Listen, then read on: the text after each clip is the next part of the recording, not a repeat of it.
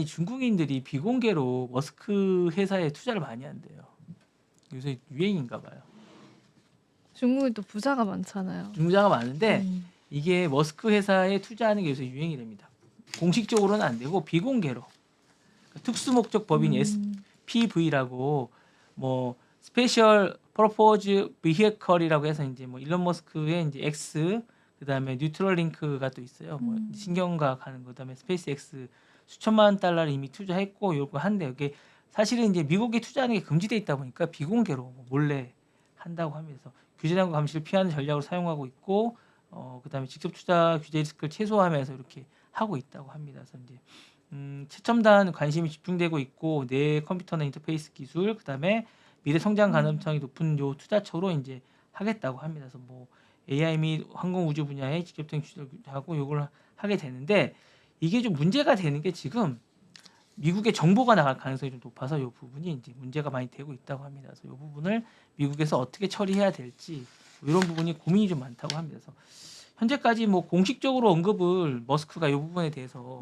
하지 않고 있는데 알고 있었는지 아니면 뭐 모르고 받은 건지 이걸 잘 모르겠다고 하고 그리고 이제 이게 실질적으로 경영권에 영향을 미쳤는지 안 미쳤는지 그리고 의사결정하는데 뭐 미쳤는지 안 미쳤는지 왜냐하면 중국과 지금 약간 적대적인 관계니까 그리고 이제 이게 미중 갈등이 계속되는 가운데 어쨌든 이 기술이 이런 것들이 또 나갔는지 이런 걸 잘 모르기 때문에 이 부분에 대해서 예민한 상황에서 이런 기사가 나와서 향후에 또 이게 어떻게 될지 트럼프의 관계에서 또 어떻게 될지 이게 음해인지 갑작스럽게 이게 이 시점에서 왜 나왔는지 이런 것도 의심스럽습니다. 제가 볼 때. 네. 개인 투자자들이 트럼프 회사에 이걸 왜 했을까요? 네. 좀 궁금하네요. 머스크 회사에 그렇죠? 네네. 궁금합니다. 네. 네. 궁금하네요. 네. 기사를 보면서 왜 했을까? 아시는 분 있으시면 네. 댓글 좀 달아주세요. 네. 댓글 좀 달아주세요. 궁금합니다. 네. 그리고 빅테크들이 문제예요.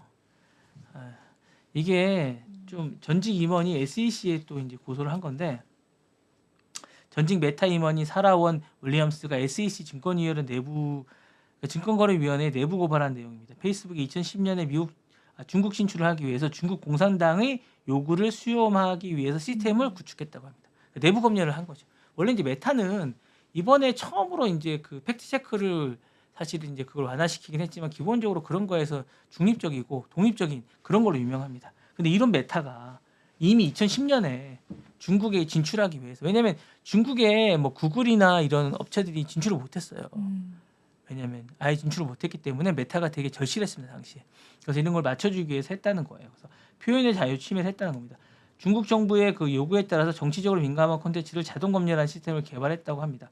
기본적인 자유권을 제한하고 뭐 정보를 차단하는 게 문제를 초래하고요.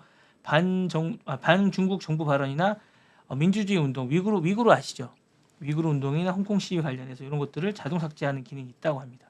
홍콩 및 해외 사용자도 검열될 가능성이 있었다고 하면서 그 외에도 뭐 국가 정보 및 국가 안보 리스크 같은 것들이 이제 있고 페이스북은 중국 사용자 및 데이터를 중국 내 서버에 저장하는 것에 이제 동의를 했다고 하고요. 못된 거죠 사실. 앞으로는 앞에서는 뭐 자기가 뭐 민주적이고 그럴 수 있다고 하는데 뒤에서는 막 이렇게 했고 그리고 이제 중국 정부하고 부적절하게 계속 이런 게 원래 옛날부터 좀 잘했었나 봐요. 트럼프하고 지금 하는 거 보니까 이분이 예. 그래서 이런 행동은 이제 민주주의 원칙을 포기하고 독재 정부와 협력하는 거고 검열을 반대하는 입장을 보였던 거에 이제 많이 벗어났다라는 생각이 좀 들고요. 인터넷 검열 및 감시 시스템에 대한 비판적 입장을 유지했던 게 이제 많이 벗어났다는 생각이 좀 듭니다. 사실 10억 시장을 놓치긴 아까웠겠지만 이러면 안 되는 거죠. 사실은. 네. 여기에 대해서 이제 메타 입장은 주장을 부인하고 있습니다. 그리고 자기네는 2019년에 이미 진출을 포기했기 때문에 이거 말이 안 된다. 그리고 틱톡이 또 문제가 되고 있는 건 틱톡이 사실 이런 것들을 하고 있는 입장에서 이걸 먼저 페이스북이 했다. 뭐 이런 것들이 문제가 되지 않겠냐라고 하는데 자기네는 말도 안 된다라고 얘기를 하고 있습니다. 그래서 과연 누구 말이 맞을까? 궁금하기 짝이 없습니다.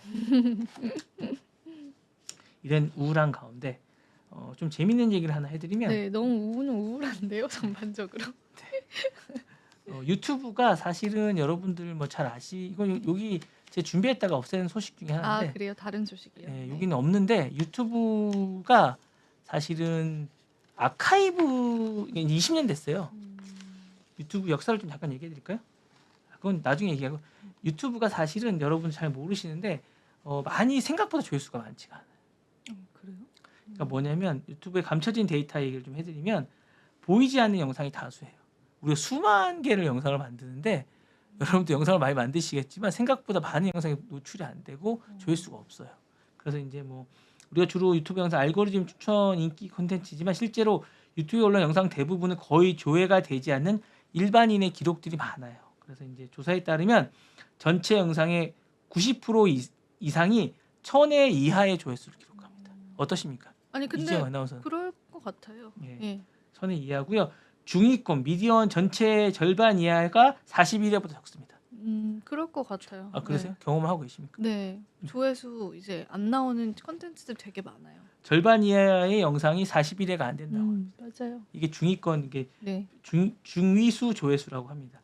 이는 많은 영상이 가족들과 친구들만 시청하는 개인적인 기록, 그거 개인 있어요. 기록물. 네, 개인 기록. 이 아카이빙이라는 역할을 하는 거예요. 그냥 데이터 센터만 쓰는 데이터 거죠, 센터 같은 공짜로. 그런 역할이라고 이제 조회가 나온 거면서 요게 이제 BBC에 나온 기사라서 최근에 제가 좀 알려드린 거고요.